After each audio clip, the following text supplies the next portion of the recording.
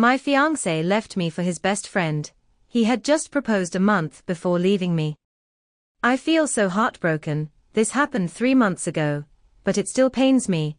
I honestly thought he was the love of my life. My parents have been super supportive, and his sister has told me that she'll always love me and that when I'm ready, she hopes we can still be friends. My ex-fiancé and his best friend have known each other for 12 years. She's very nice, actually. She never did anything to make me feel threatened about their relationship. Both of them put space in their relationship when we got serious, and we used to hang out together. She even had 2 long-term partners during all of our relationship. She's really pretty though, both inside and out. She's super intelligent, and I get why he fell for her. He said he really loved me, and that I was a good person, kind, smart, funny, but that lately as the wedding approached he kept asking to himself what if. He realized he had always felt something for her, because while I was a safe space, she felt like home. We broke up amicably. His mom hugged me the last time she saw me, but I know his family received their relationship with open arms, because they adore her. I feel like I was never enough for him or his family, and it utterly breaks my heart. We are not abusers. Stop throwing the fucking word around. I'm sorry for the long paragraph. I need to actually get this off my chest before I implode.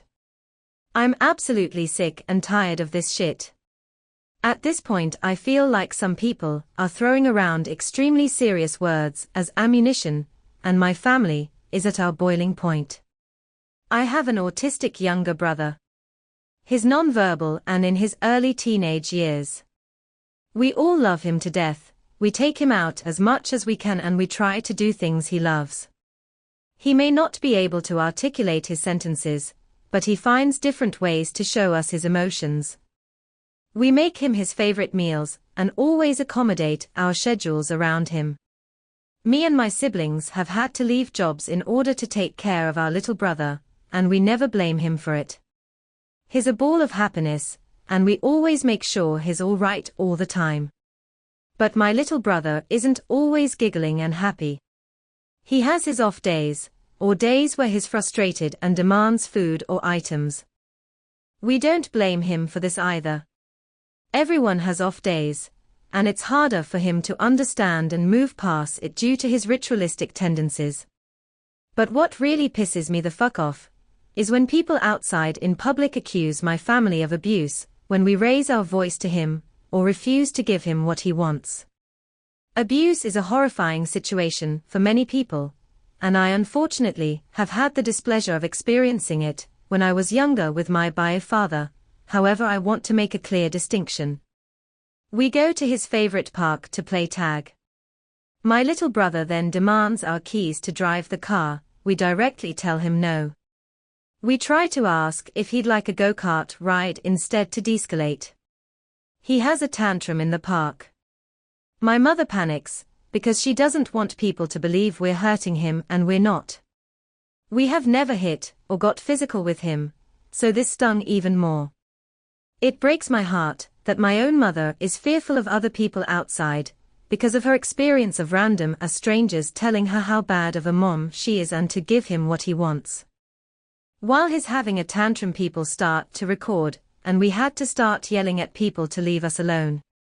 The breaking point was when a lady who specializes in neurodivergent children accuses us of abuse, because he's crying and in extreme distress, and none of you are giving him his happiness. Laura, go fuck yourself. My little brother is having an episode, and we are trying our damn hardest to calm him down and give him other options. Driving a fucking car is not an option we can give him. And I can't believe how many people outside are willing to just insert themselves into situations that aren't their business.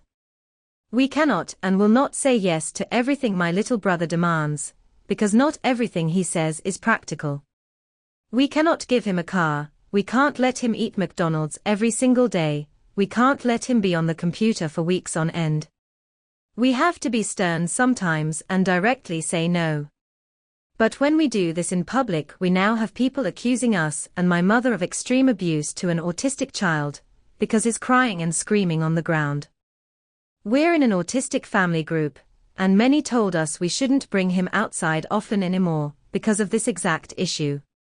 We want our little brother to have fun outside just as much as you and I do, but we're being told not to buy autism groups, and we're being accused of abuse by people outside when we do. I'm sick of this. My mother is not a bad person. We are not abusers for teaching our little brother not to do dangerous things. And Laura, go fuck yourself again. Edit, holy shit. First off, thank you for telling me to write a normal post with paragraphs, because my dumbass sat there and was like, this'll be one paragraph. That's fixed. I didn't expect myself to receive so much support and good spirit from so many of you. Thank you from the actual bottom of my heart. I started to actually believe I was going in a downward spiral, absolutely losing hope for humanity. I didn't expect the most kindest people I'd communicate with would be here. All of your advice and support made me feel like what I was going through wasn't a lone battle, and that it doesn't have to end up like this. I see my young bro as almost my twin, and it absolutely hurts to see him being treated like a zoo animal. I'll respond to as much comments as I physically can, and I wholeheartedly support Laura slander. You all are absolute mad lads. Thank you for the kindness. Lads. Is my girl cheating or am I being toxic? My GF went out yesterday with a rich guy in his supercar. He offered her to let her drive the car because that's my girlfriend's dream car. She obviously wanted to, so she said yes. When she told me, I was excited for her, but I felt concerned because I do not know this guy. So I told her to have fun but to be careful. I was worried the whole night because she would text me back once every hour. At 9:30 she said they were going to eat something, and then almost an hour later she said the place was closed, so they were going to a different place. She ended up getting home almost at 12. I hate feeling like she's keeping something from me, but I can't confront her because I don't want to be toxic. Edit, I wasn't gonna post an update, but many of you requested it, so here it goes. I asked her how her night went and things didn't go as well as I thought they would. She started to tell me about how much she admires him, about how cool his car is. She even said that they got lost in the highway because they took the wrong exit, and left the details halfway. She was with him from 7:40 to almost 12 o'clock. And only told me what happened from 7:40 to 8:30. That's when I told her how uncomfortable that made me feel. I told her that even if she didn't intend for it to be a date, she basically agreed to it anyway. At first she got defensive, talking about trust and shit. She even said that she lost track of time and that she wasn't paying attention to her phone as much because he was telling her stories about how he got so rich. It got me so mad that I ended up raising my voice at her, telling her how the whole thing was disrespectful to me. At the end she started crying and apologized for not texting me more often and or calling me at any point. She also acknowledged that staying with him for that long wasn't right. But then she went on Twitter, posted a tweet that went like, I can't believe I'm feeling bad for achieving one of my dreams. When I saw it I told her, your dream is to have that car, not just to drive it once in your life. That's all so far. I don't know what's going to happen, but I'm about to drive to see her. Thank you everyone that actually had good intentions with your advice. I might have to hit the gym after this. Ice. I'm going to end my 10-year relationship because my husband is more devoted to winning against me than caring about me. The first 3 years were amazeballs. We did fun things together, we traveled, we had shared interests, we were loving to each other. In the last 7 years, his true personality has come out. He criticizes any thought I have. I don't like some food? I'm wrong. I like a sappy TV show? I'm wrong. It doesn't matter what it is, he will fight and fight over the dumbest things only for the satisfaction of winning. Most of those wins are just me giving up because I can't believe that where a dish should go in the dishwasher needs a 15-minute speech about how right he is about dish placement. We're in counseling now, and every appointment is his efforts to prove me wrong about something, and never, ever about him trying to apply anything that the counselor has tried to teach us. I'm exhausted and I give up. 10 years of telling me I am worthless? Okay, you win. I will remove my worthless self from your life. And then I will finally breathe again. I got a girl pregnant that I barely know and she wants to keep the baby back in June. My family and I went on a cruise for vacation. For anyone who hasn't been on a cruise, it's basically a giant all-inclusive party. So while my parents had spa appointments or lounged by the pool, I would just go to the clubs or the pool bar and just have fun. I met a girl on the cruise the first night we were there and we just instantly clicked. She's gorgeous, funny, and we had a lot in common. We exchanged numbers and hung out again the next day too. Her family was staying just one day shy of mine and we pretty much hung out the rest of her trip. We did hook up more than once, so obviously we had a lot of fun together. We Snapchatted some after the trip, but she lives in SC and I live in FL, so we didn't really talk and just kinda moved on. Then one random day while I was working, she called me like 3 times. I hadn't heard from her in weeks, so I thought it was weird. I stepped out into the back and gave her a call. That's when she told me that she was pregnant. I was in complete shock. We used condoms and everything. And also she sounded very excited, not upset or anything. I asked her what she wanted to do and if she needed money, and she was confused.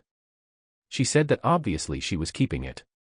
Well, that's just not something that I agree on.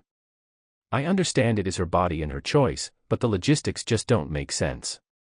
She's 10 weeks now, we've talked on the phone since that first call and I've gone over options with her. She fully expects me to move to SC to be with her and help her raise it.